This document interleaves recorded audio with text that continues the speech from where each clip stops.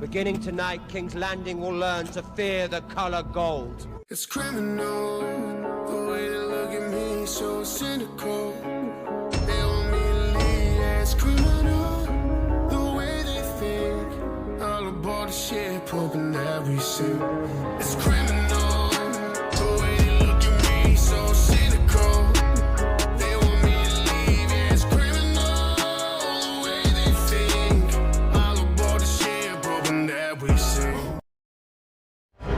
As the first century of the Targaryen dynasty came to a close. Make it as sultry as you like, but narration is still narration, and this introduction has a lot of it. What's your issue with narration? Seriously, I've never understood his aversion to this specific method of exposition. It's a staple of filmmaking and there's absolutely nothing wrong with it, so why does he always sin it? King Heirs reigned over nearly 60 years of peace and prosperity. But was it really peace and prosperity? Or was it voluntary subservience accompanied by a chorus of, "Please, sir, don't burn us to a crisp with your massive flappy fire lizards"? Which fits under the definition of peace. Besides, if you knew anything about Westerosi history, you'd know that Jaehaerys was not at all a brutal tyrant, but was actually a good king, which is why he's known as Jaehaerys the Conciliator. Princess Rhaenys Targaryen, the king's eldest descendant, and her younger cousin, Prince Viserys Targaryen, the king's eldest male descendant. Only 2 character names and positions have been mentioned, and I already feel like I need a textbook to understand any of this. You being an idiot with less than 5 brain cells doesn't warrant a sin for the show. It's your fault, not the show's.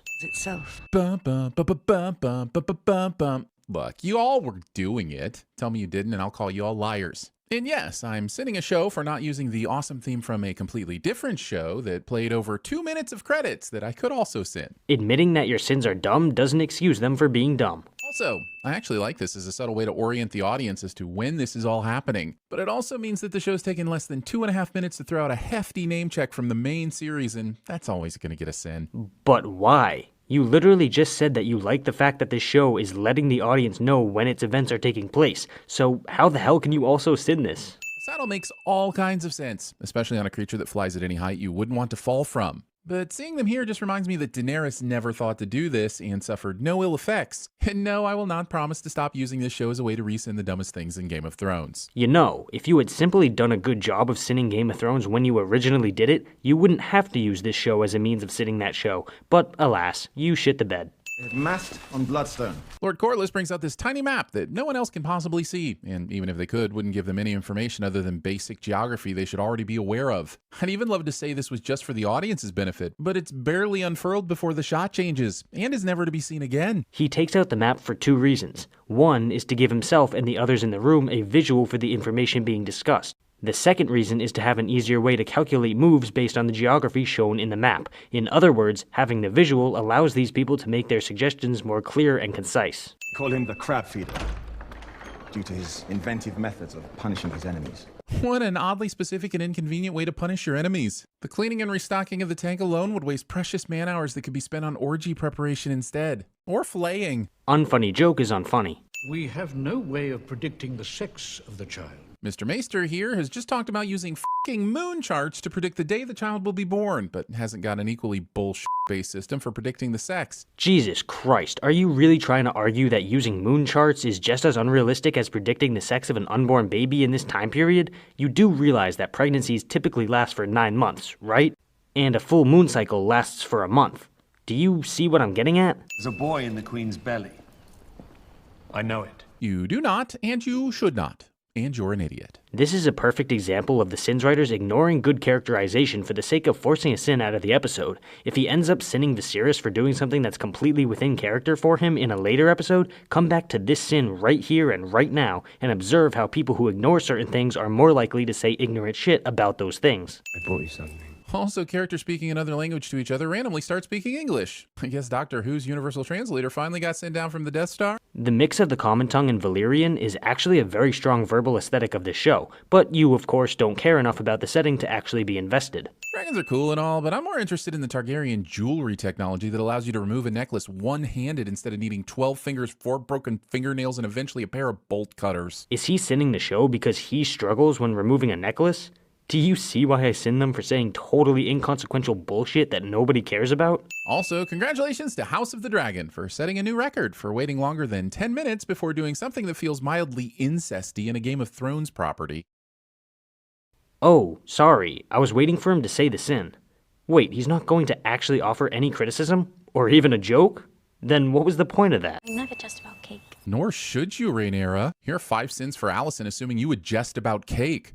Fucking Allison. Discount Jeremy sins something he likes cliche. It's a small cut from sitting the throne. I swear if King Viserys Targaryen, first of his name, King of the Andals, blah, blah, blah, gets taken out by tetanus, I will laugh my ass off. Because of all the threats in Westeros, this feels like the most easily avoidable. Just get a new chair that's a little less stabby. Oh, you clueless fool. This is what happens when you completely ignore all the key aspects of storytelling in order to deliver some half-assed criticisms that aren't valid in any way. If you would actually pay attention, you would realize that the Iron Throne is heavily symbolic, not only for us as an audience, but also for the citizens of Westeros. If Viserys replaced the throne, shit would go sideways instantly. You do understand that nothing will cause the babe to grow a if it does not already possess one. This franchise's infatuation with the word lives on in its first spin-off. The obsession with cocks in the later seasons of Game of Thrones was stupid because they spent more time making unfunny cock jokes than developing a sensible plot. But in this case, the line about a cock actually directly ties in with the plot because the sex of the baby is extremely important.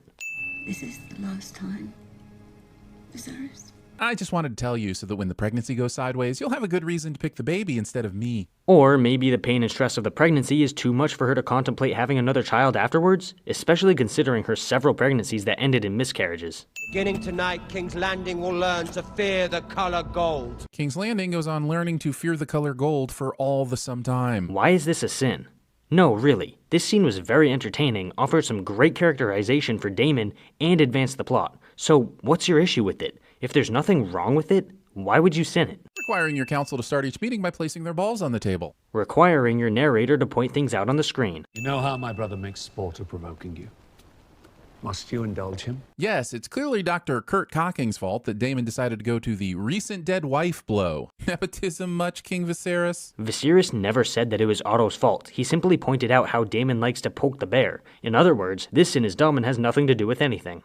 King's Landing has been in decline since my grandmother passed. That's a correlation versus causation fallacy, my good man. Just because Gotham has seen a rise in crime since Batman arrived, it doesn't mean we should blame Batman. And now I want to see a Batman series set in the Game of Thrones world. Well, assuming Discovery doesn't need another tax break and it suddenly disappears after it's complete. But as the show heavily implies, the situation with King's Landing is actually Viserys' fault, so you have no point. Also, Discount Jeremy makes a pop culture reference that isn't a sin of the episode cliche. I don't look like this naked. Discount Jeremy has a boner. Queen Emma has begun her labors. I don't care how well you project your voice, at least 25% of this crowd hasn't got a fucking clue what they're applauding. Or maybe, and get ready because I'm about to explain quantum physics, maybe they did hear because he projected his voice well. What do you know about the Sir Crispin Cole, Sir? I'm told Sir Crispin is common-born son of Lord Dondarrion's steward. Why is this conversation? Am I supposed to be getting hard because of another name check? Let me check. Nope. This conversation is exposition that's being delivered naturally through realistic dialogue. What's your issue with that? Daemon is riding on a black horse, which was the equivalent of biting an apple back in the 100s. In other words, he's Daemon Targaryen, first of his name, Prince of the Assholes. And yet again, Discount Jeremy is sinning characterization. This is honestly one of the most egregious things he does because characterization is such a critical part of TV shows, and yet he just swipes it aside like an ignorant child. I can understand not wanting to cover Daemon's subjectively beautiful features, but wouldn't their chances of retaining that beauty be greatly increased if he chose a helmet that actually protected them? And this is a great example of why you should not ignore characterization. Daemon is constantly thirsty for attention and a spot in the public eye, so leaving his face exposed is a way of him essentially getting face time in front of a large crowd. He wants to be a recognizable face. Scene does not contain a, "You did this to me, you bastard. Just wait until I force a coconut out of your penis and see how you like it." Unfunny joke is unfunny. During a difficult birth, it sometimes becomes necessary for the father to make an impossible choice. Super hard choice, but I respect him for choosing the love of his life. At least it looks like he made that decision. I mean, wait, what is happening? Oh my, no, that is not good. What the is happening? So he's sinning Viserys for choosing his heir over his wife, which is yet another example of his ignorance towards the characterization in the show. From everything we've seen surrounding Viserys, this decision makes perfect sense for his character to make. Prince Daemon Targaryen wishes to continue But he lost. What's the point of jousting in the first place if you can lose and switch to a game you're better at? When a jouster challenges their opponent to single combat, their opponent is allowed to refuse the challenge, in which case Kristen would have won the joust right then and there. Also, cheap shots with maces. Discount Jeremy points things out on the screen cliché. I'm not going to apologize for not understanding the rules that haven't been explained to us, but why not kill him? Daemon has a reputation for being a mighty brutal bastard, so Cole must know he'll come at him for revenge of some sort. Honestly, I'm amazed Cole even makes it out of this scene alive. Did he seriously just complain about how the rules have apparently never been explained to us? Are you joking? Do you really need them to explain that murdering a member of the royal family after he's yielded isn't going to turn out well for Sir Kristen? You actually need your hand held that badly? This dragon looks pretty miserable, but I can't tell if it's from the death of Aemma or if it's just depressed that it's only being brought out for funerals and special occasions like it's the good family china. Everything wrong with House of the Dragon, ladies and gentlemen. The runtime of the pilot episode focuses on the plot rather than watching a bunch of dragons fly around. These recent tragedies have left you without an obvious heir. I'm finding plenty to like in this Game of Thrones spinoff, and it very well could stand out on its own in this franchise. However, the brother of the king is next in line, but no one else likes the brother except for the king, but brother does something dumb enough that the king's friends are able to sway the king's favor, and he makes an enemy of his own brother. Cliché is tired. As much as I enjoy watching both Paddy Considine and Matt Smith eat up scenery, I wish they had a conflict less generic to be involved in. This entire sin is nothing short of utter stupidity. There is nothing generic about this plotline. It's very intriguing, and it's simply not a cliche because you still don't know what that word means. Throw 5 sins up for all this bullshittery. What are you saying? My brother would murder me. Take my crown. Viserys Targaryen has survived 9 years on the Iron Throne being this f***ing naive. Right, because he's had Otto Hightower as his hand. What don't you get about this? Building a castle way too small to live in. What is this, a castle for incestuous ants? Unfunny joke is unfunny. Thought I might come and look in on you, Your Grace. I brought a book. Bringing a book to cheer someone up. Pointing things out on the screen, which never cheers anyone up. The King is so there once again. Isn't it great how his wife and newborn son were nice enough to die and make this possible for you? And what's the sin here? Are you going to offer any sort of criticism or make a joke? No? Okay. Nothing with your whores and your lickspittles! And all this time I thought lickspittle was a subgroup under the wider umbrella of sex worker that just had a more specific speciality. Discount Jeremy makes a cringy sexual joke that isn't funny cliché. Instead of wasting time with moonchart bullshit, maybe somebody close to the king could do something useful, like filing down the damn Iron Throne, or at least the parts that are near his exposed bits. Again, you're ignoring the symbolism that the throne has, both for the highborn and the common people. Nobody dares to alter or replace the throne because that would mean a change to the authoritarian monarchy, which people, including the royalty, are too afraid to do. This is a ridiculous amount of overcandling, especially for an area that is hardly f***ing used. The only way this isn't a massive and unnecessary inconvenience is if this dragon's head is actually a novelty lighter that can light them all at once. And if that's the case, here's a sin for not showing it in action. Everything wrong with House of the Dragon, ladies and gentlemen. People in the Middle Ages used a lot of candles. The next 2 sins are examples of Discount Jeremy saying something that isn't actually a sin of the episode, but he thinks they are. There's not really any important explaining for me to do about why they're not valid sins because they don't really have anything to do with the content of the plot. They're just dumb. Corsets or dresses that do little more than cut off a woman's circulation. Discount Jeremy points things out on the screen cliché. The next 2 sins are jokes that the writers thought would be funny, but really just ended up wasting our time in an annoying way. Gone saw absolute darkness riding on those winds, and whatever dwells within will destroy the world of the living. Damn it, people! After the 55-minute mark, I was positive we were getting through this entire episode without a previously on Game of Thrones. But you just couldn't hold your load, could ya? Just had to wildfire it all over our collectively captivated maws when we least expected it. This secret, it's been passed from king to heir since Aegon's time. Now you must promise to carry it.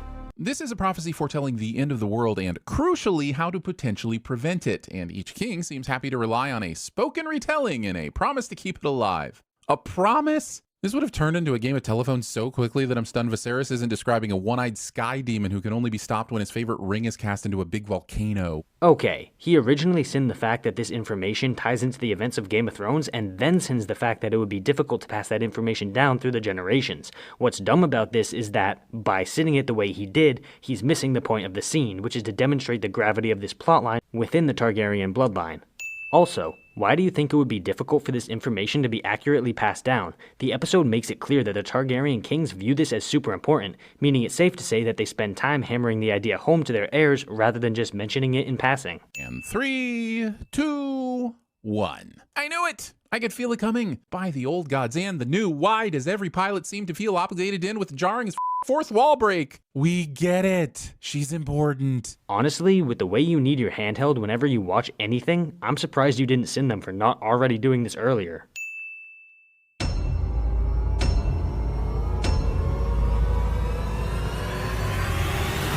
That was the very first time I'd ever seen my sister naked, too. Your sister! Sweet home Alabama.